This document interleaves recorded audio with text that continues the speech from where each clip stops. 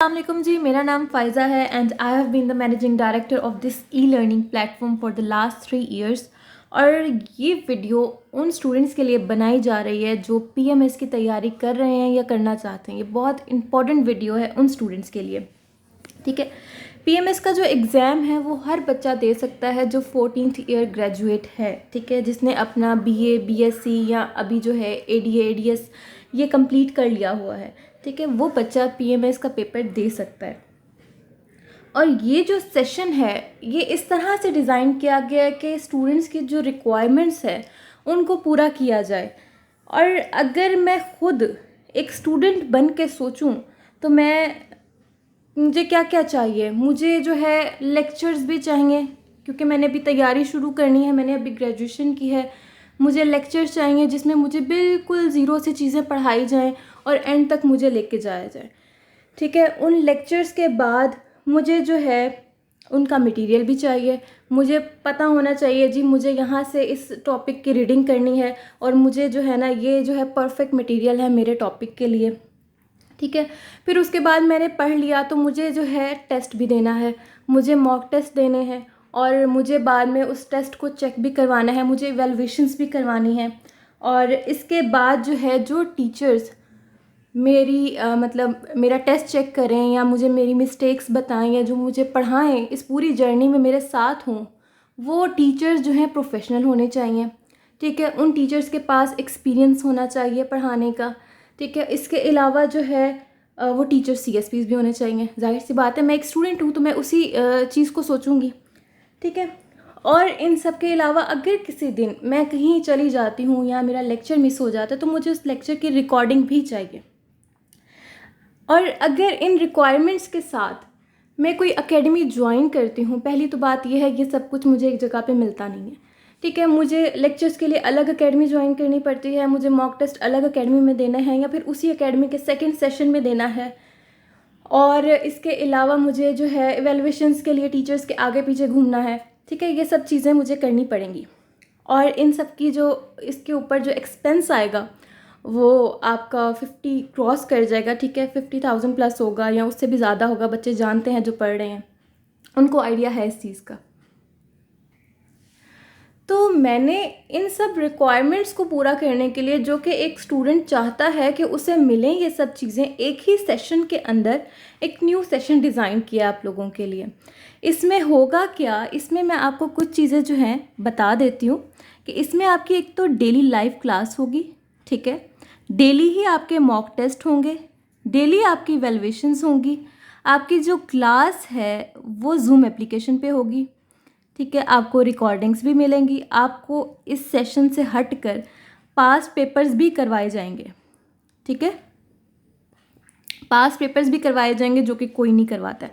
फिर उन पास पेपर्स के लेक्चर्स के अलावा उसमें आपके टेस्टिंग भी होगी पास पेपर्स की। ये सब चीज़ें आपको जो हैं करवाई जाएंगी इस एक सेशन के अंदर जो कि 3 मंथ्स का आपका सेशन होगा। आपकी जो क्लास की टाइमिंग होगी वो होगी रात को 8 बजे से लेकर रात 11 बजे के दौरान। किसी भी टाइम आपकी क्लास हो सकती है। ये मैं अभी आपको शेड्यूल का आगे बताती हूँ कि किस तरह से आपको शेड्यूल दिया जाएगा क्लासेस का। अब अगर टीचर्स की बात करें तो यहाँ पे तमाम टीचर्स मेंशन्ड हैं, मुझे बताने की ज़रूरत नहीं है, आप लोग खुद जो है इसको देखो। किसी किस्म का कोई कॉम्प्रोमाइज़ नहीं किया गया टीचर्स के मामले में। ठीक है, 6 सब्जेक्ट्स कंपलसरी आपको पीएमएस के इसमें करवाए जाएंगे। 3 मंथ्स का आपका ड्यूरेशन है। और अगर फ़ीस की बात करें तो फ़ीस इसकी इंतहाई मुनासिब है। आप लोग इन टीचर्स को जैसे कि जानते हो पहले भी, अगर आप सर रिजवान के पास पढ़ो तो आपको 25 तक जो है इंग्लिश की फ़ी पड़ती है। 25,000 आप पे करते हो इंग्लिश के लिए। ठीक है, और अगर आप सर इमरान ज़हूर के पास पढ़ो तो आपकी जो है 8 to 10,000 फ़ी है। और अगर आप जो है सर हमज़ा, सर नवीद के पास पढ़ो तो 5 के ये पर सब्जेक्ट लेते हैं। और यहाँ पे जो है इन तमाम टीचर्स के साथ इन तमाम सब्जेक्ट्स की 3 मंथ्स की फ़ी आपकी जस्ट होगी 10,000। और ये कैसे पॉसिबल हो रहा है, ये मैं पॉसिबल करवा रही हूँ आप लोगों के लिए। इसी फ़ी के अंदर आप लेक्चर्स भी लोगे, आप मॉक टेस्ट भी दोगे, आप इवैल्यूएशंस भी करवाओगे, आपको रिकॉर्डिंग्स भी मिलेंगी, आपको पास पेपर्स भी पढ़ाए जाएंगे। ठीक है, ये सब कुछ इसी फीस के अंदर होगा। ऐसा नहीं होगा कि भाई आपको सरसरी सी क्लास दे दी और खाना पूरी की और उसके बाद जी आप टेस्ट दे दो, ये करो वो करो, इस तरह से नहीं होगा। प्रॉपर एक चीज़ों को जो है वे में लेकर चला जाएगा। जैसे अगर आपको मोहम्मद बिन कासिम से शुरू करवा कर आपको 2024 के इलेक्शंस तक हर चीज़ आपको एक सीक्वेंस के साथ पढ़ाएंगे टीचर्स, ठीक है। और इसको मैं मेक श्योर करूँगी कि वो आपको ये सब चीज़ें करवाएं, ठीक है। ये मेरी जिम्मेदारी है। सेकंड, अगर हम बात करें आपकी टीचर्स की और आपकी क्लासेस की, तो यहाँ पर जो है सर रिजवान जो हैं वो आपकी क्लासेस लेंगे इंग्लिश प्रेसी एंड कॉम्प्रिहेंशन के पेपर की, ठीक है। 15 आपके लेक्चर्स होंगे इसमें। एक जो आपका लेक्चर है वो स्पेशल होगा, ठीक है, जिसमें आपको पेपर प्रेजेंटेशन सिखाई जाएगी। आपने किस तरह से जो है पेपर को अटेम्प्ट करना है, क्या चीज़ें होंगी, क्या मिस्टेक्स आपने नहीं करनी है। और इससे बढ़कर ये जो आपका पेपर है, यानी कि ये जो आपका सब्जेक्ट है, इसके मॉक टेस्ट, इसके 50 मॉक टेस्ट होंगे, जो कि कोई भी, अगर आप किसी को 10,000 फीस सिर्फ मॉक टेस्ट की दे रहे हो ना, तो वो भी 50 मॉक टेस्ट कभी भी नहीं लेगा आपके, 50 वैल्यूएशंस कभी भी नहीं करेगा आपके। अब यहाँ पे हमें वो स्टूडेंट्स चाहिए जो कि सीरियस है, ठीक है, जो कि डेली बेसिस पे काम देंगे, चेक करवाएंगे। ये ना हो कि मैंने इतना कुछ तो कर दिया, बाद में स्टूडेंट्स इनरोल होते हैं और वो टेस्ट नहीं करते हैं। टीचर्स कहेंगे जी आपने तो कहा था कि हमें इतने टेस्ट करें, चेक और ये करें वो करें, बच्चे कितने हैं, टेस्ट कितने हैं। ये वाली चीज़ नहीं करनी। सीरियस बच्चे जो हैं वही इस तरफ आएँ, जो डेली बेसिस पर टेस्टिंग जो है कर सकते हैं। अच्छा जी, ये तमाम लेक्चर्स की डिटेल्स हैं। ये PDF आप मुझे व्हाट्सएप करेंगे, आपको ये वहाँ पे मिल जाएगा। सेकंड, आपका जो सब्जेक्ट है वो पाक स्टडीज़ का सब्जेक्ट है, जो आपको सर इमरान ज़हूर करवाएंगे। सर इमरान ज़हूर को सभी जानते हैं, बताने की ज़रूरत नहीं है, उनका इंट्रोडक्शन सभी उनको पता है। और ये जो है इनके 15 लेक्चर्स होंगे सर के, ठीक है, और इनके 15 मॉक टेस्ट होंगे और 15 इवैल्यूएशंस करेंगे। फिर आ जाते हैं नेक्स्ट इंग्लिश एसए के पेपर पे, जो कि मेन पेपर है।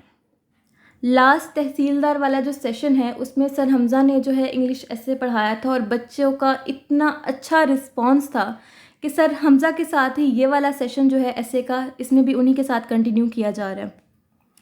इनके 15 लेक्चर होंगे, एक स्पेशल लेक्चर होगा, ठीक है। उसके अलावा 15 मॉक टेस्ट होंगे, 15 इवैल्यूएशंस होंगी।